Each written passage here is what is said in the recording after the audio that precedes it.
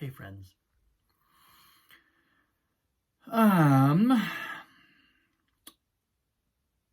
Here I am in Santa Fe.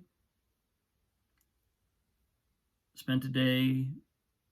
I had feels like endless Zoom sessions today. It's one of those days where I have a little bit of that Zoom burn going on. And something that showed up this morning in meditation, I did kind of a short meditation, but it was enough to give me a little glimpse. And this is something that I think I've kind of talked about several times over the last few weeks. But it's kind of like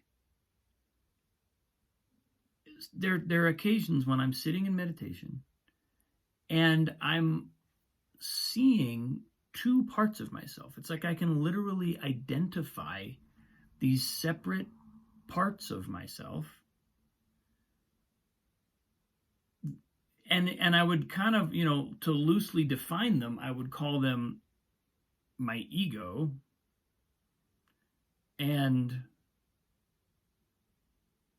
I guess my authentic self is the easiest way to put it. It's that other dimension of ourselves that's viewing our life from a different vantage point, from a vantage point of not being enmeshed in compulsion. And it's, this period of having kind of been plucked out of my home life for these couple days and getting ready for this trip, it's really kind of had the effect of altering what feels like my energetic relationship to the world. It's like there's a really interesting kind of shift that I'm observing, and I'm trying to kind of work out, because on one level I would just call it I feel like my energy kind of got sad. It's like almost like someone took the wind out of my sails kind of thing. And in my ordinary life, in my day-to-day life, I have endless motivation. It's like I have more energy and more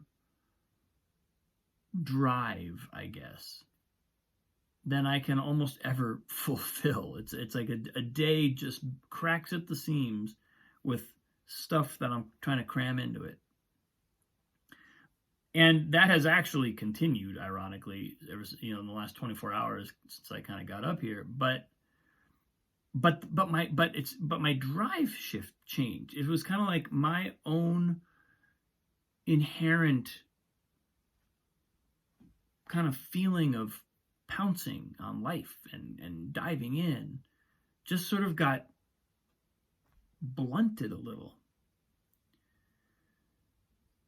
And so then as I'm sitting in meditation and observing these two parts of myself, I'm feeling there's almost like a kind of inertia or a kind of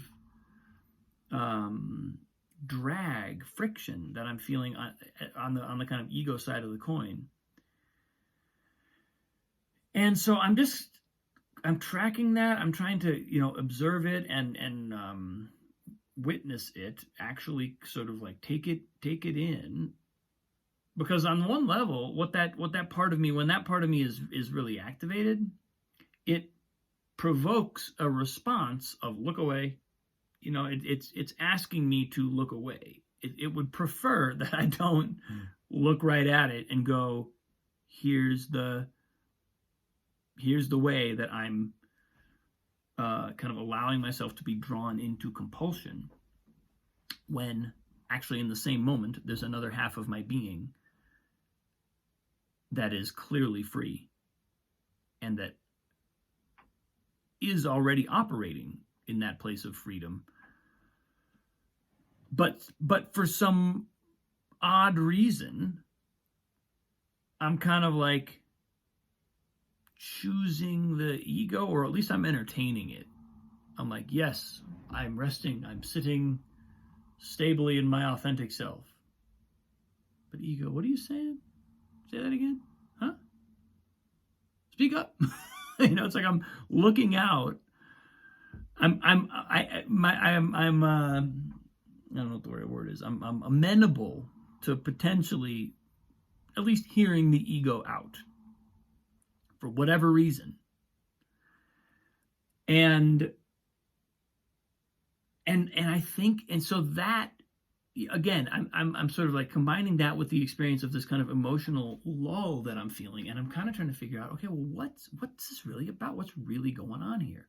Because it's kind of like, of course, on one level, it makes sense that I'm just emotionally soft. I'm in a place of like, oh, I thought I was going to see my family for 4 more days, and now I'm basically like already living in New York. My virtual life is basically taking place in that context that I'm about to go join physically.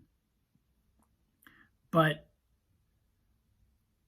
on another level, there's also kind of something else going on. It's kind of like it's a mix.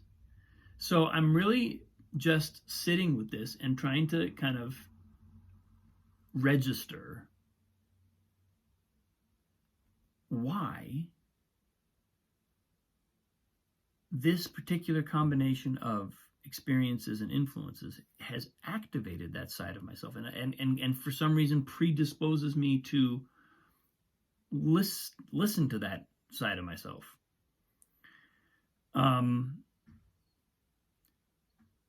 So, and I don't actually know that I have a conclusion yet. I would say that potentially one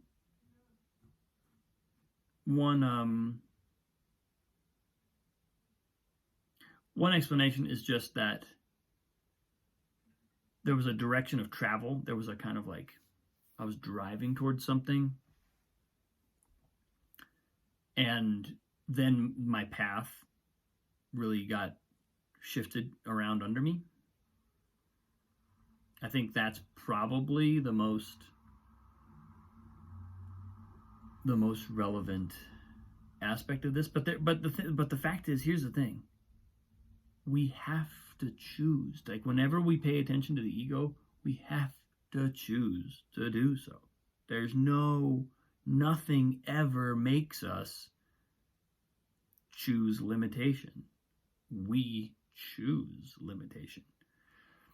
And so I think what's really happening is there's something being activated, something about this emotional experience or something about this particular set of circumstances is just activating a part of me that doesn't really get activated that often, and that actually still has this proclivity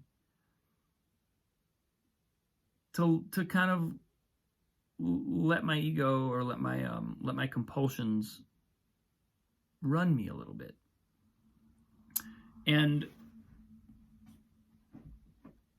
it's kind of interesting. Once, it's not a comfortable place to be. It's not a place that I like being because it doesn't feel good. And it kind of, I can tell it's almost like this negativity gains momentum, right? Because we all know this too. Like, negativity is something that also gains momentum, just like positivity, just like consciousness and transcendence. Those things gain momentum, and negativity also has it's like a snowball effect. So that part of my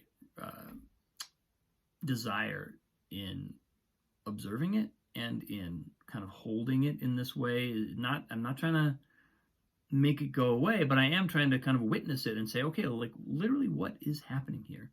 And is there a part of me, is there something about sadness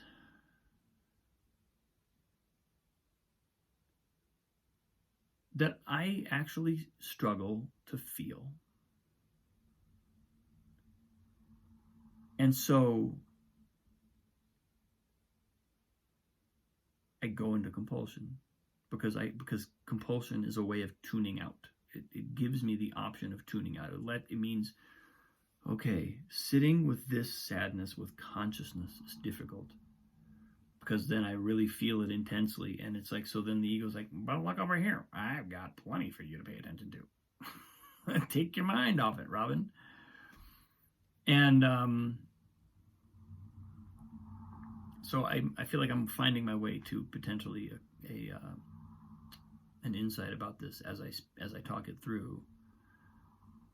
But it's really kind of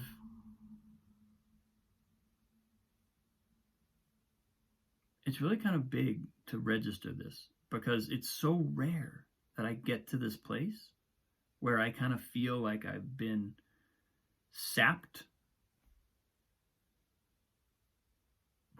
But it's good to know that that can happen.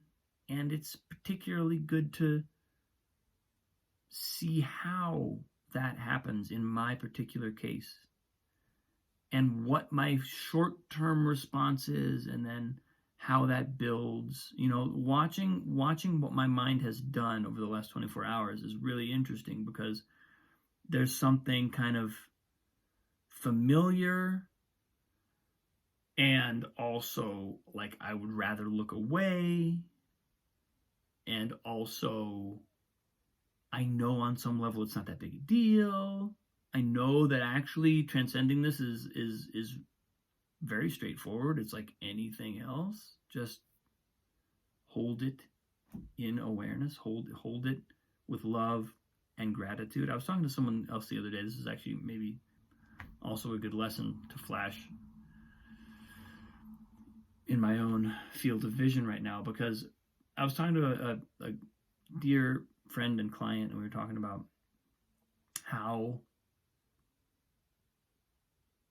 events that startle us, and especially when we start selecting to travel in the direction of the unknown, which is something that we kind of have to do to break our habits, not everything that comes our way is something that instantly provokes gratitude, right? Because it's unfamiliar, and it might be painful, it might be unsettling, might not be what we want on the surface of things.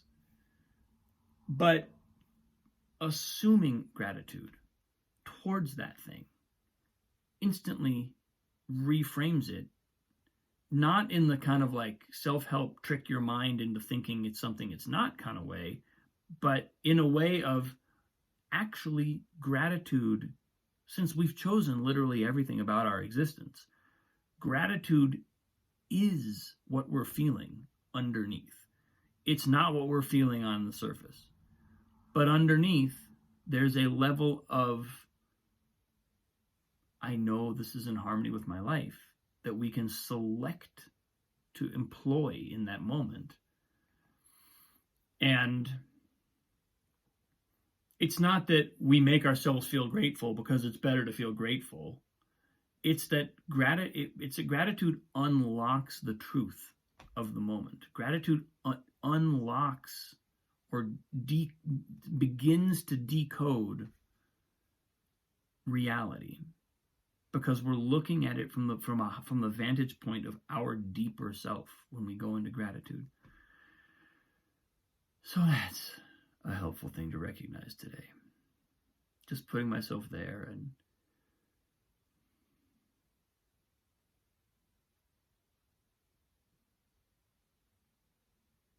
letting the emotion be there, and letting myself feel a genuine gratitude for everything, for the circumstances, for the emotion, for where this is taking me, even for the experience that I'm having with my ego, listening to my ego over here yapping. It's building to something, and it's serving me. But that gratitude lens is kind of like the first step. So that's where I am today, folks. Thank you. Love you. Appreciate you. Have a wonderful day. I'll see you tomorrow.